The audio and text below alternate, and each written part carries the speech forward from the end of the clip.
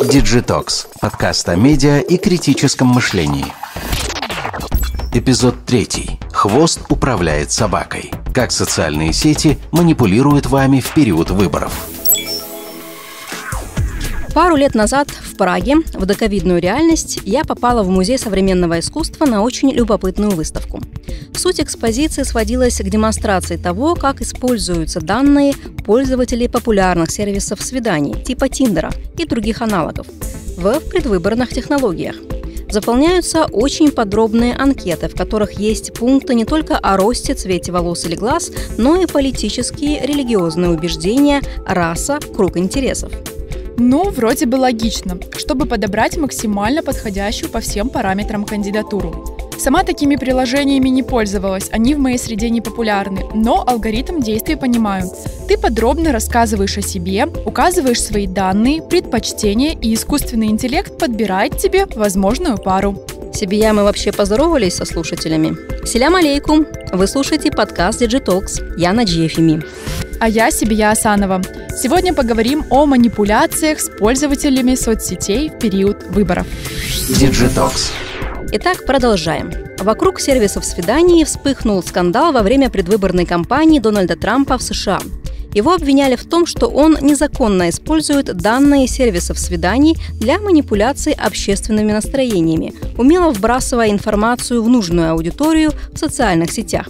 Политтехнологи Трампа, конечно, все отрицали, а сами сервисы свиданий представляют собой крайне закрытые от доступа общества и журналистов корпорации, и никто не знает, где и как хранится информация с их серверов и как в каких целях может использоваться. Другой тонкий ход – это подстраивать поисковую выдачу под конкретных пользователей. К примеру, показывать по запросу с фамилией кандидата те материалы, которые выделяют его сильные стороны, важные, значимые для этой группы. В ноябре 2019 года вышел материал The Wall Street Journal. Журналисты опросили более 100 человек и пришли к выводу, что Google активно вмешивается в поисковую выдачу с помощью специальных алгоритмов. Например, когда вы вводите в строке поиска «Дональд Трамп», система подсказывает разным людям разные варианты окончания фразы. С 2010 по 2018 год правительства разных стран направили Google 685 тысяч запросов на удаление ссылок из поисковой выдачи. 255 тысяч из них из России. При этом на Google приходится 90% мирового рынка поисковых систем. Об этом пишет издание РБК. Недавно вы рассказывали о книге, в которой описаны и другие примеры манипуляций. Да, я говорила о книге Питера Померанцева «Это не пропаганда». Питер Померанцев – британский журналист, телепродюсер и писатель. Родился в 1977 году в Киеве. Вскоре его семья эмигрировала в Западную Германию. Питер Померанцев считается специалистом по медиа и пропаганде. В 2020 году в российском издательстве «Индивидуум» вышла его книга «Это не пропаганда. Хроники мировой войны с реальностью». Автор исследовал в том числе предвыборные кампании в различных странах мира, общался с журналистами и активистами, чиновниками. Освоив рекламу, он переключился на политику. В то время политический пиар просто убеждал журналистов писать то, что надо заказчику, и этим ограничивался. Но Пи подумал, что если с помощью социальных сетей формировать общественное мнение. Он предложил свой подход нескольким партиям. Однако единственным, кто воспринял идеи Пи всерьез, был Родриго Дутерте, аутсайдер, увидевший в социальных сетях новый путь к победе. Одним из основных кандидатских тезисов Дутерте была борьба с наркопреступностью. Дутерте хвастался, что в годы своей работы мэром города Давао, расположенного далеко на юге страны, он разъезжал по округе на мотоцикле и расстреливал наркодилеров. В то время Пи уже учился в колледже и посетил лекцию, на которой рассказывалось об эксперименте с маленьким Альберто, проведенном в 1920-е годы. Каждый раз, когда малышу показывали белую крысу, экспериментаторы включали запись с пугающими звуками. В конце концов, он начал бояться всех пушистых зверей. По словам Пи, это вдохновило его сделать нечто подобное для Дутерте. Прежде всего, он создал несколько групп в Фейсбуке для разных городов, довольно безобидных форумов, где обсуждались актуальные городские новости.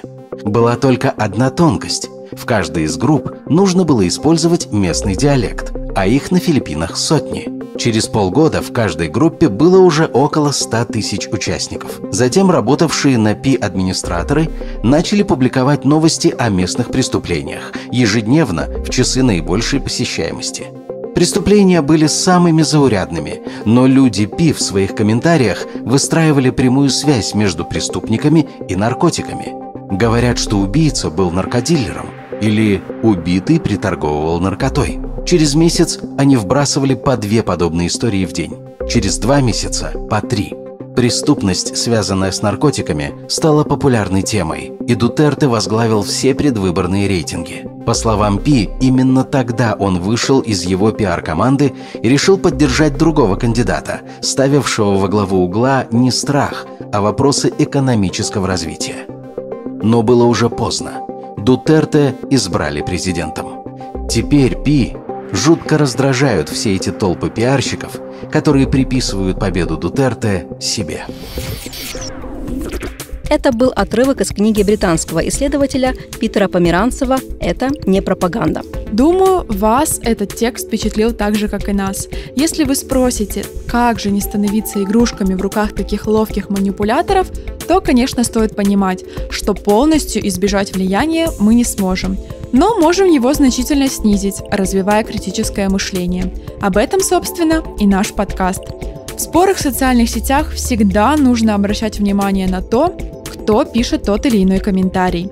Если пользователь скрывается за безликой аватаркой, а не фото, если вы начинаете наблюдать, как данный пользователь активизируется только при упоминании определенных тем или кандидатур, то стоит задуматься, по ту сторону экрана неравнодушный человек, патриот или самый обычный тролль. Интернет-тролль. Тот, кто делает преднамеренно подстрекательские, грубые или огорчительные заявления в интернете, чтобы вызвать у людей сильные эмоциональные отклики или направить разговор в чате, в комментариях, на форуме в другое русло, уведя людей от темы обсуждения. Троллинг может проявляться во многих формах. Часть троллей делают это для собственного удовольствия, но другие виды троллинга используются для конкретных задач, например, в избирательных технологиях. Троллинг существует на многих онлайн-платформах, от небольших частных групповых чатов до крупнейших социальных сетей. Конечно, тема эта более обширна, чем позволяют рамки нашего подкаста, но, думаю, для общей информации на подумать вам материала достаточно. Если вам понравилась эта тема и вы хотите узнать больше о том, как нами манипулируют в виртуальной реальности, пишите в комментариях. Мы с удовольствием подготовим выпуск по вашим заявкам. Над подкастом работали Назия Фими, Сибия Асанова, Эскендер Асанов, Эльдар Куртситов.